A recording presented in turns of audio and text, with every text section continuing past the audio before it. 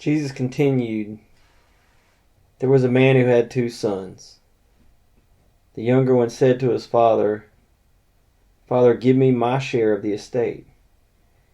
So he divided his property between them. Not long after that, the younger son got together all he had, set off for a distant country, and there squandered his wealth in wild living. After he'd spent everything, there was a severe famine in that whole country, and he began to be in need. So he went and hired himself out to a citizen of that country who sent him to his fields to feed pigs. He longed to fill his stomach with the pods that the pigs were eating, but no one gave him anything. When he came to his senses, he said, 'How many of my father's hired servants have food to spare? And here I am starving to death. I will set out and go back to my father and say to him, Father, I have sinned against heaven and against you. I am no longer worthy to be called your son. Make me like one of your hired servants.' So he got up and went to his father. But while he was a long way off, his father saw him and was filled with compassion for him. He ran to his son, threw his arms around him, and kissed him.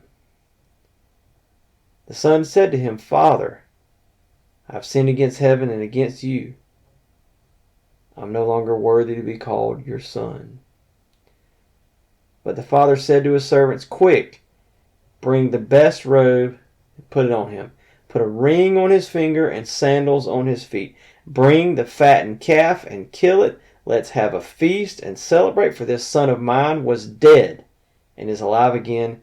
He was lost and is found.' So they began to celebrate.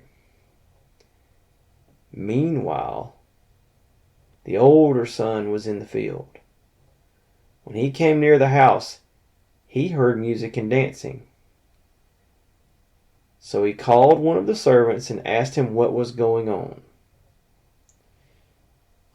'Your brother has come,' he replied, 'and your father has killed the fattened calf because he has him back safe and sound.' The older brother became angry and refused to go in.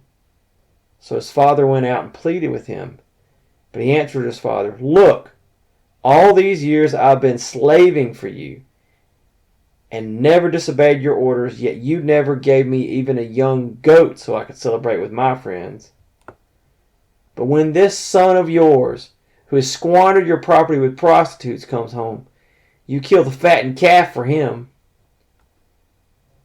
'My son,' the father said, 'you are always with me, and everything I have is yours. But we had to celebrate and be glad, because this brother of yours was dead and is alive again. He was lost and is found.'"